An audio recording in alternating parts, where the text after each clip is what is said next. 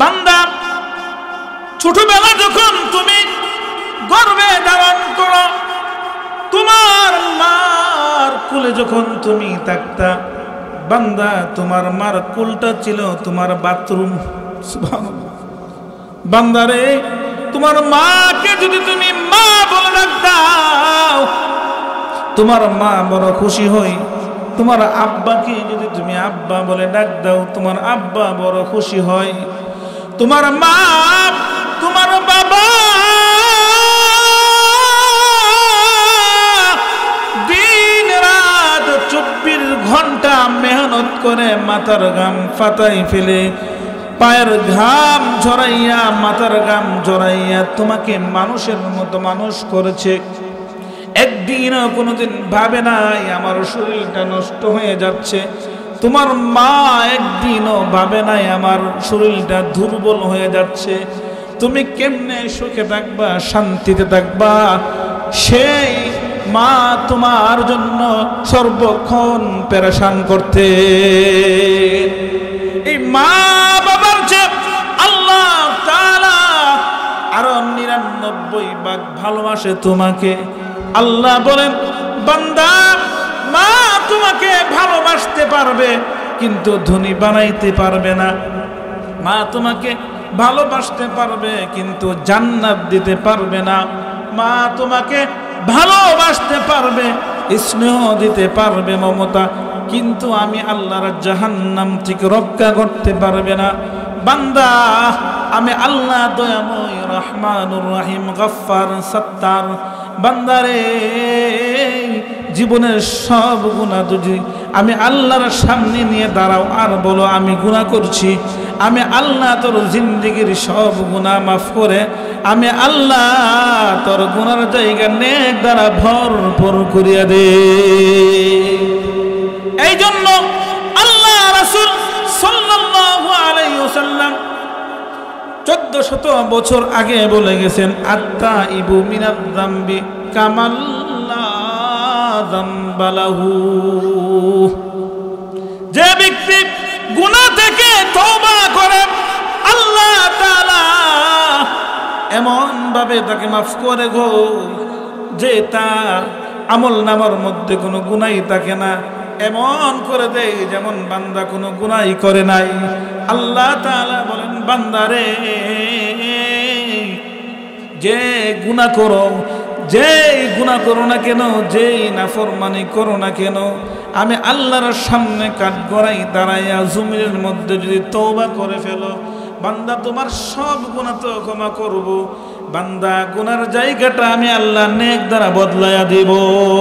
সুবহানাল্লাহ।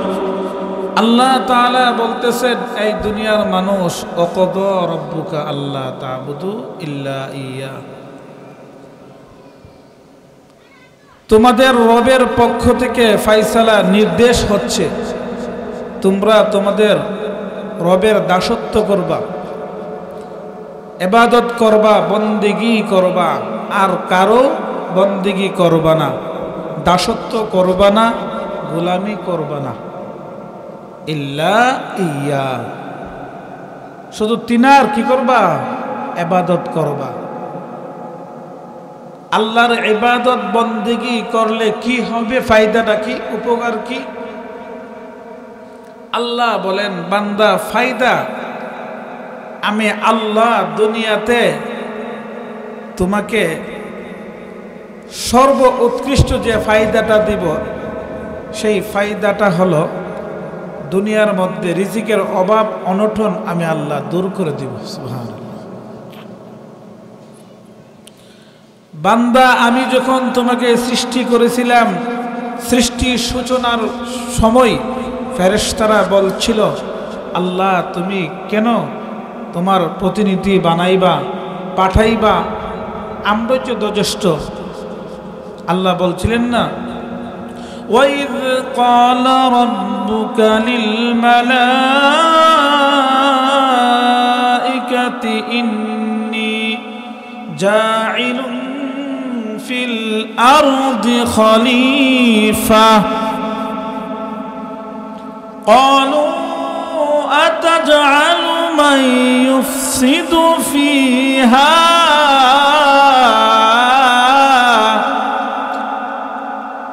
ويسفك الدماء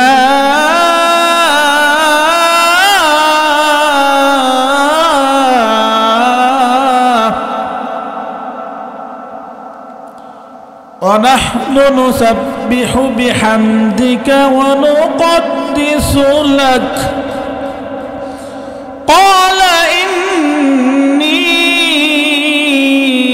أعلم ما لا تعلمون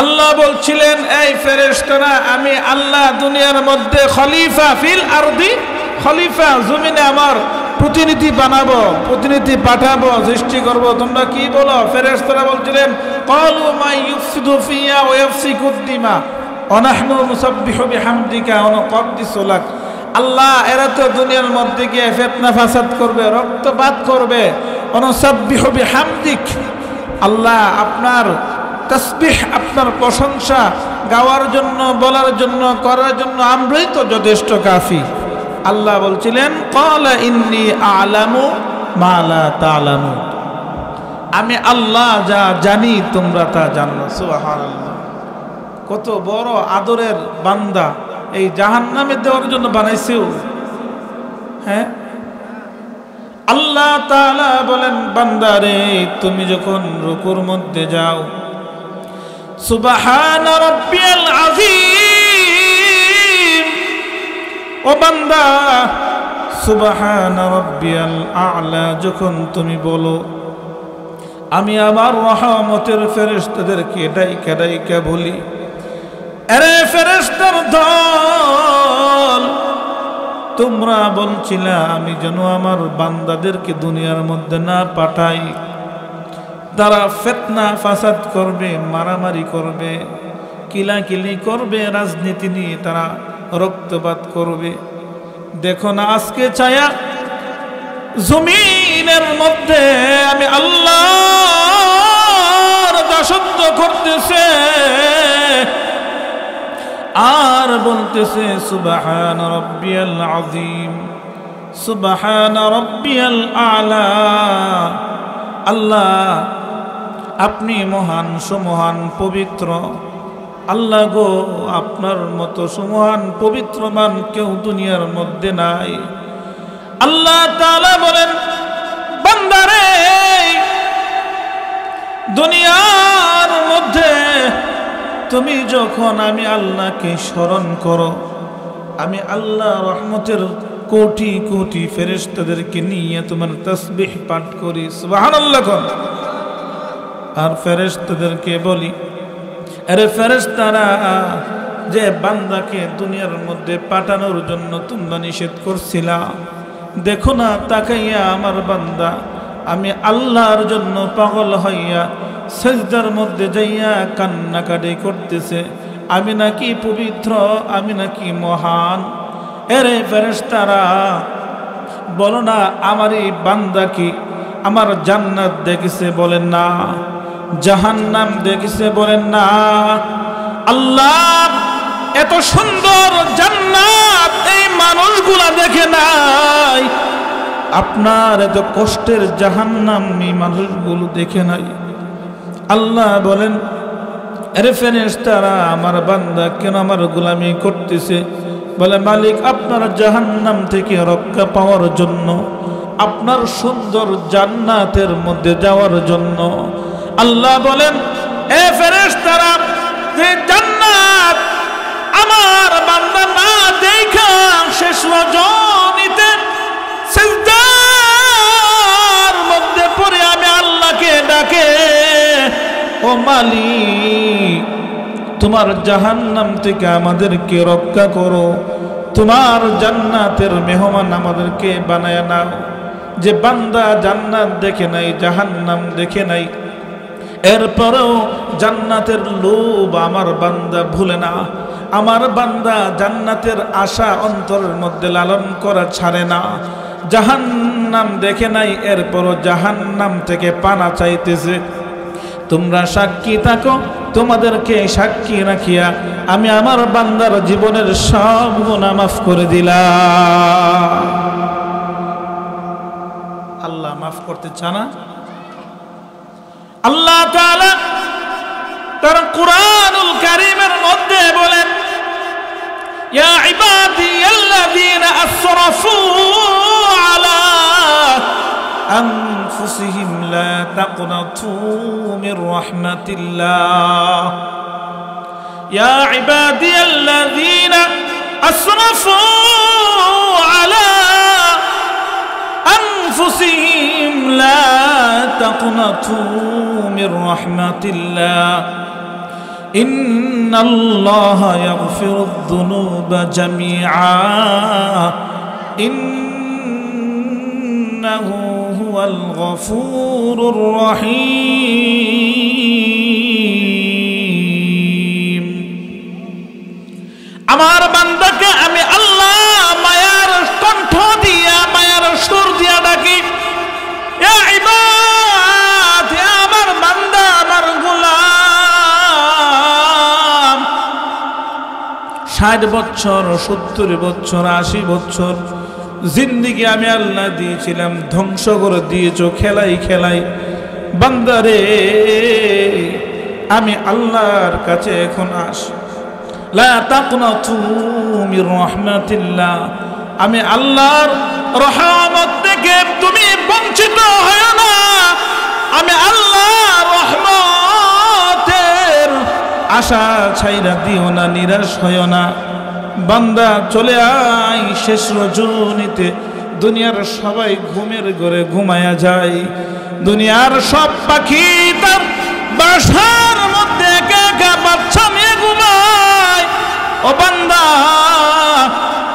এই গভীর রজনীতে যখন তুমি উঠো, আমি আল্লাহ ডাকি রহমতের কণ্ঠ দিয়া, আলা মিন মুস্তাগফির ফাগফির লাহু, আলা মিন মুস্তারজিকিন ফারজুক লাহু, আলা মিন মুবতালান ফাওয়াফি।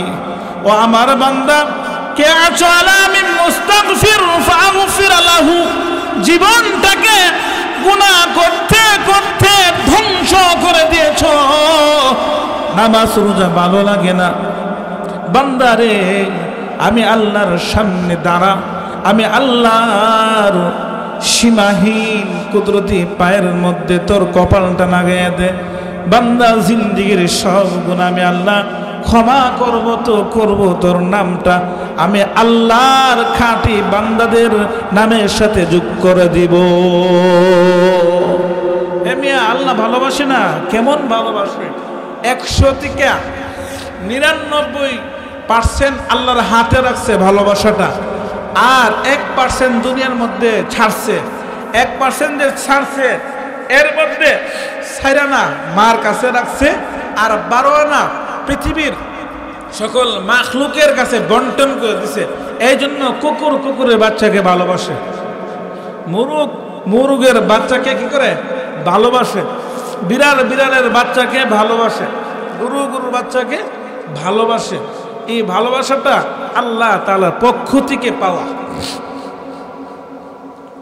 1% রাখছে সকল মাখলুক, 12% রাখছে পুরো মাখলুককে, আর 1% রাখছে মাকে। 1 থেকে 4% 1-এর 4 আনা মা, আর 12 আনা পুরা পৃথিবী ওয়ার্ল্ডে। এই জন্য আল্লাহ তাআলা বলেন, বান্দা, ছোটবেলা যখন তুমি গর্ভে ধারণ করো, তোমার মার কোলে যখন তুমি থাকতা, বান্দা, তোমার মার কোলটা ছিল তোমার বাথরুম। সুবহানাল্লাহ। বান্দারে, তোমার মাকে যদি তুমি মা বলে ডাক দাও, তোমার মা বড় খুশি হই। তোমার আব্বাকে যদি তুমি আব্বা বলে ডাক দাও, তোমার আব্বা বড় খুশি হয়। তোমার মা, তোমার বাবা দিন রাত 24 ঘন্টা মেহনত করে মাথার ঘাম ফাটাই ফেলে, পায়ের ঘাম ঝরাইয়া, মাথার ঘাম ঝরাইয়া তোমাকে মানুষের মতো মানুষ করেছে। একদিনও কোনোদিন ভাবে নাই আমার শরীরটা নষ্ট হয়ে যাচ্ছে। তোমার মা একদিনও ভাবে নাই আমার শরীরটা দুর্বল হয়ে যাচ্ছে। তুমি কেমনে সুখে থাকবা, শান্তিতে থাকবা? সেই মা তোমার জন্য সর্বক্ষণ পেরেশান করতে। এই মা বাবার যে আল্লাহ তাআলা আরো 99 ভাগ ভালোবাসে তোমাকে। আল্লাহ বলেন, বান্দা, মা তোমাকে ভালোবাসতে পারবে কিন্তু ধনী বানাইতে পারবে না। মা তোমাকে ভালোবাসতে পারবে কিন্তু জান্নাত দিতে পারবে না। মা তোমাকে ভালোবাসতে পারবে, স্নেহ দিতে পারবে, মমতা, কিন্তু আমি আল্লাহর জাহান্নাম থেকে রক্ষা করতে পারবে না। বান্দা, আমি আল্লাহ দয়াময়, রহমানুর রহিম, গফফার, সত্তার। বান্দারে, জীবনের সব গুনাহ যদি আমি আল্লাহর সামনে নিয়ে দাঁড়াও আর বলো আমি গুনাহ করছি, আমি আল্লাহ তোর জিন্দেগির সব গুনাহ মাফ করে আমি আল্লাহ তোর গুনার জায়গা নেক দ্বারা ভরপুর করিয়া দে। এই জন্য আল্লাহ রাসূল সাল্লাল্লাহু আলাইহি ওয়াসাল্লাম 1400 বছর আগে বলে গেছেন, আত্তাইবু মিনাজ যামবি কামাল্লা যামবালাহু। যে ব্যক্তি গুনাহ থেকে তওবা করে আল্লাহ তাআলা এমন ভাবে তাকে মাফ করে গো যে তার আমল নামার মধ্যে কোনো গুনাহই থাকে না, এমন করে দেয় যেমন বান্দা কোনো গুনাহই করে নাই। আল্লাহ তাআলা বলেন, বান্দারে, যে গুনাহ করো, যেই গুনাহ করো না কেন, যেই নাফরমানি করো না কেন, আমি আল্লাহর সামনে কাঠগড়াই দাঁড়াইয়া জমিনের মধ্যে যদি তওবা করে ফেলো, বান্দা তোমার সব গুনাহ তো ক্ষমা করব। বান্দা, গুনার জায়গাটা আমি আল্লাহ নেক দ্বারা বদলাইয়া দেব। সুবহানাল্লাহ।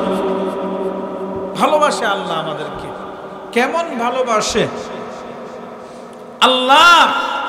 ভালোবাসেন বিদায় দুনিয়াতে প্রথম আসলেই যে আমাদের বন্ধু বান্ধব, ছেলে মেয়ে, স্ত্রী কেউ থাকবে না আল্লাহ জানেন। এই জন্য আল্লাহ 2 জন পাহারাদার জমিনে আমাদের জন্য ফিট করছেন। একজন হলো আব্বা আর একজন হলো আম্মা। মিয়া, মা বাবার কথা বলতে গেলে বলা যাবে, শেষ করা যাবে না। আপনি যখন মার গর্ভে ছিলেন, মা রাত্রে যখন ঘুমাইতেন হঠাৎ করে লাফ মেরে উঠে বসে যেতেন। বাবা পাশ থেকে জিজ্ঞাসা করতো, কি গো বিবি, কেন তুমি হঠাৎ করে লাফ মেরে উঠে বসে গেলা?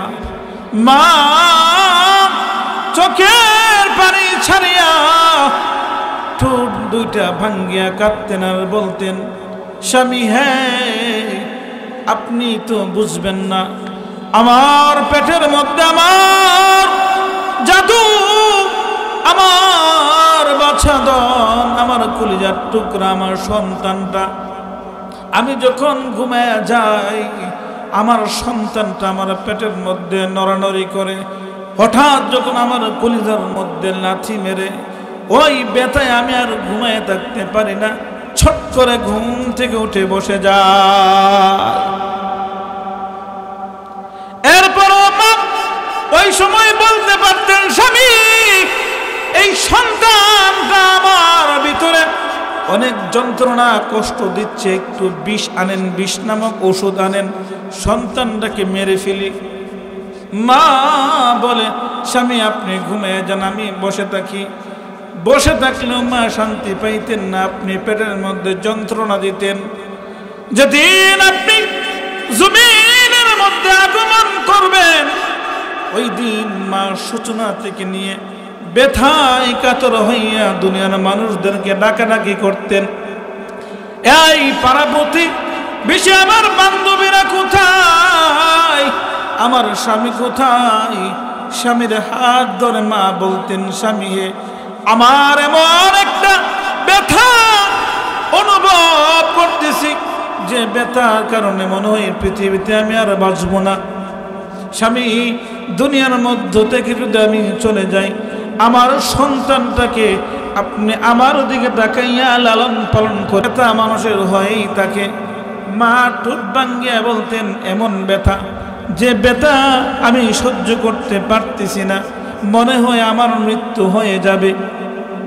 আমি যখন ছটফট ছটফট মার ভিতরে করতাম, আমার মার ভিতর থেকে যখন অন্য মহিলা আমাকে বের করেছিলেন, মার কলিজায় লাথি মারিয়া যখন জমিনের মধ্যে আসলাম, মা অজ্ঞান হইয়া জমিনের মধ্যে পড়ে রয়েছিলেন। রক্ত মাখা শরীর নিয়ে অজ্ঞান হয়ে পড়েছিলেন। কাউকে কিছু বলতেছিলেন না, বলতে পারতেছিলেন না।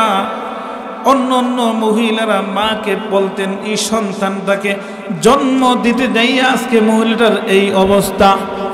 আমার মার যখন হঠাৎ জ্ঞান ফিরে আসে, দুটি হাত জমিনের মধ্যে বিছাইয়া ডাক দিতেন, তোমরা কেন আমার সন্তান আমার কলেজাকে আমার হাতের মধ্যে উঠাইয়া দাও, আমার কোলে দাও। অন্য অন্য মহিলারা কোলের মধ্যে উঠাইয়া দিতেন আর বলতেন, এই সন্তানটাকে তুমি জন্ম দিতে যাইয়া এত কষ্ট করেছো, পরিশ্রম করেছো, রক্ত ঝরাইছো, এই সন্তানটাকে আবার এত মায়া মহাব্বত করতেছো।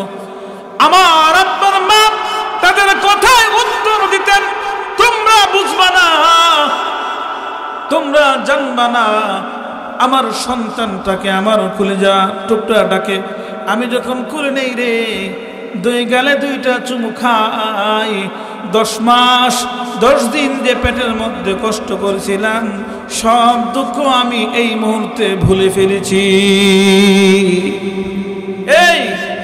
এই মা বাবাকে কেন আল্লাহ বলছেন যে আমার বন্দিগির পরেই তোমরা পিতামাতার খেদমত করবা? আমার প্রথম আয়াতখানা উদ্দেশ্য এটা ছিল। আল্লাহ তাআলা বলতেছেন, ইম্মা ইয়াবলুগান্না ইনদাকাল কিবারা আহাদুহুমা আও কিলাহুমা ফালা তাকুল লাহুমা উফফিন ওয়ালা তানহারহুমা ওয়াকুল লাহুমা কাওলান কারীমা। আল্লাহু আকবার বলেন জোরে।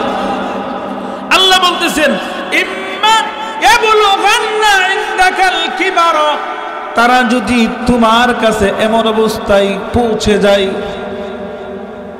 ইনদাকাল কিবারা আহাদুহুমা, তাদের মধ্য থেকে একজন অথবা আও কিলাহুমা, 2 জন যদি বার্ধক্য হয়ে তোমার কাছে আসে রে বান্দা, উফফিউ, তাদেরকে উফ শব্দ করায়ও না, ওয়ালা তানহারহুমা ওয়া কুল লাহুমা কাওলান কারীমা, মা বাবার সঙ্গে অভদ্র ভাষায় কথা বলিও না, মা বাবার সামনে ওয়া কুল লাহুমা কাওলান কারীমা, সম্মান সূচক কথা বলবা, সম্মান দিয়া কথা বলবা। কারণ তুমি যখন ছোট ছিলাম, তোমার মাকে যখন তুমি মা বলে ডাক দিতা, তোমার মা জবাব দিতেন মা বাবা বলো।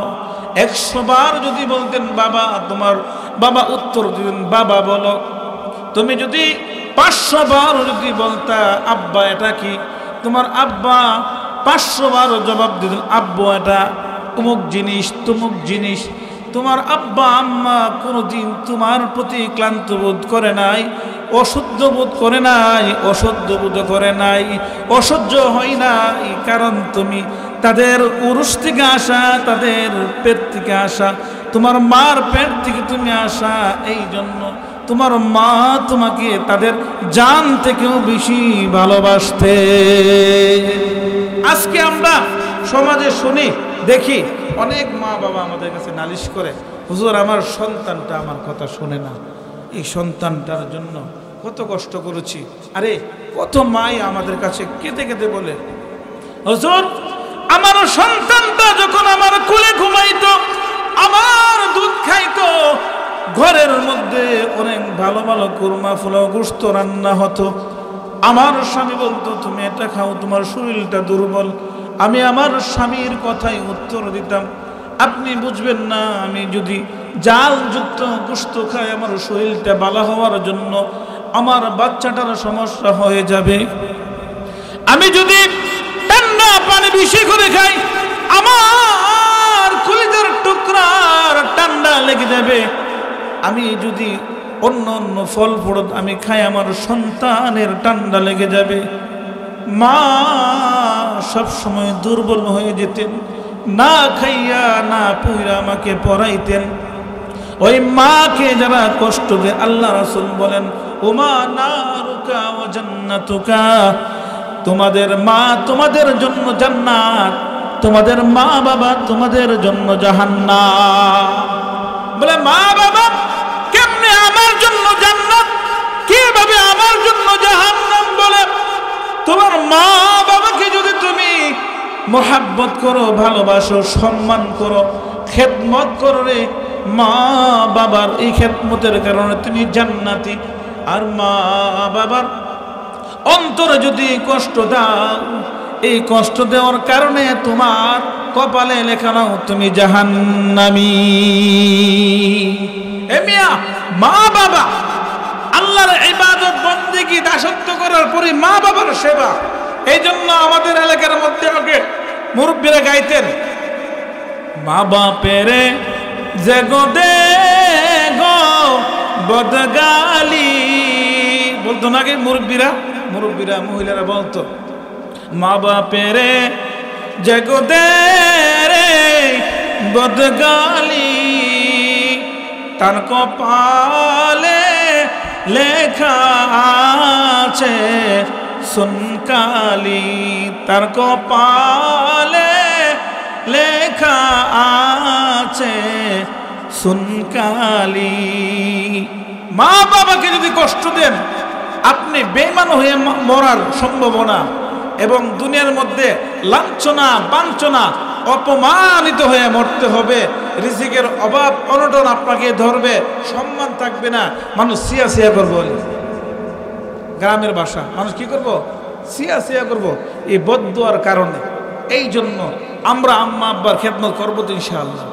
আল্লাহ তাআলার ইবাদত বন্দেগীর পরে আমরা আমাদের মা বাবার সেবা করব।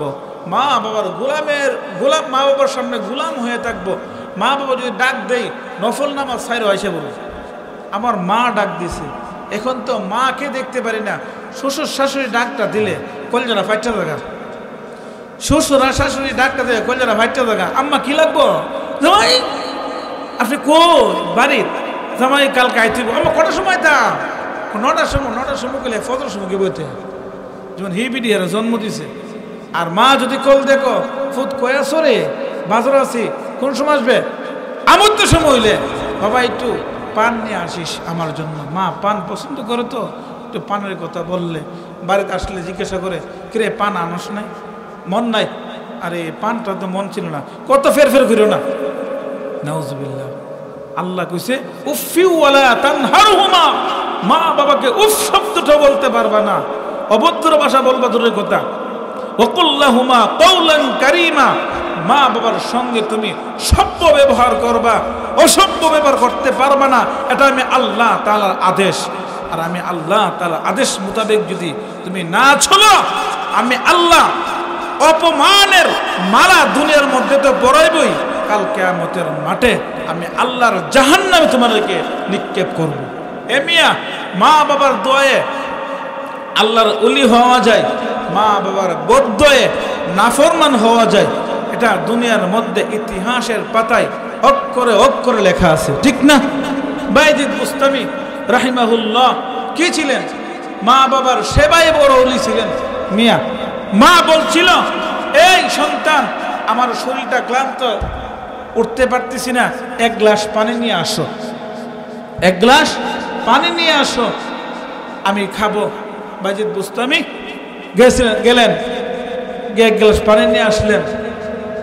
আয়েশা থেকে মা ঘুমাই রইছে, তখন তিনি মার শিওরে মাথার কাছে দাঁড়ায় রয়েছেন, আম্মাকে ডাক দিব না, আম্মা অনেক ক্লান্ত, শরীরটা ভালো না, ঘুমাইতেছে, ঘুমাক, আম্মা উঠলে আমি পানিটা আম্মার হাতে দিব।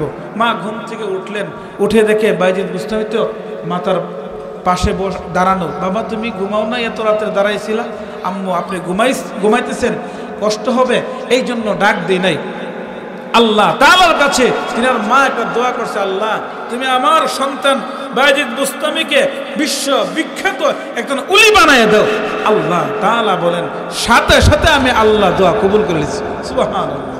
আল্লাহ আমাদের সবাইকে আল্লাহর ইবাদত, মা বাবার খেদমত করার তৌফিক দান করুন, বলুন আমিন। এবং পাড়ার প্রতিবেশী যারা আছে, এতিম মিসকিন যারা আছে, অসহায় যারা আছে, আত্মীয় স্বজন যারা আছে, সবার সঙ্গে আমরা কি করব? সৎ ব্যবহার করব। এটা আল্লাহ তাআলার কথা।